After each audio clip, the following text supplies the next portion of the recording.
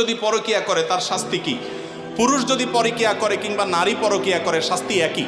মনে রাখবেন, আল্লাহর জমিনে সবচেয়ে ভয়াবহ অপরাধ, যেই অপরাধের শাস্তি সবচেয়ে জঘন্য, সেটা হলো এই পরকিয়া। অর্থাৎ বিবাহিত পুরুষ এবং নারী যদি হারাম সম্পর্কে লিপ্ত হয় তাদের শাস্তি সবচেয়ে ভয়াবহ।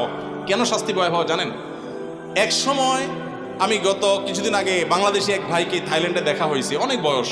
ওনাকে জিজ্ঞেস করলাম বাচ্চা কাচ্চা কয়জন, বললো যে 2 জন। তো বললাম এত কম বাচ্চা কাচ্চা, কোনো বিধিনিষেধ আছে নাকি? বলে না ভাই, এক সময় আমাদের এই দেশে, থাইল্যান্ডের কথা আমি বলছেন, যে সন্তান বেশি নিলে সরকার পারমিট করতো না, 2টা বেশি পারমিশন দিত না।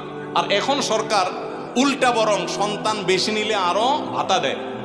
একই সমস্যা চায়নাতে। চাইনিজরা বিয়েকে মানে সন্তান গ্রহণ করার ক্ষেত্রে অনেক কড়াকড়ি করেছে।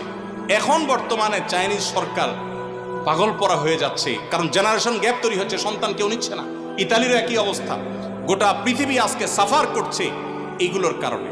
কিগুলোর কারণে? এই বিবাহ বহির্ভূত সম্পর্ক যত বেশি কোনো সমাজে চালু হবে, সে সমাজে মানুষের জন্মের হার কমে যাবে। মানুষ বিয়ে করবে না, ওই অবৈধভাবে তার চাহিদা পূরণ করবে এবং সন্তান জন্মের হার কমে যাবে, ওই ভয়াবহতার দিকে চলে যাবে। এই জন্য এটাকে হারাম করা হয়েছে এবং মৃত্যুদণ্ড এটা শাস্তি।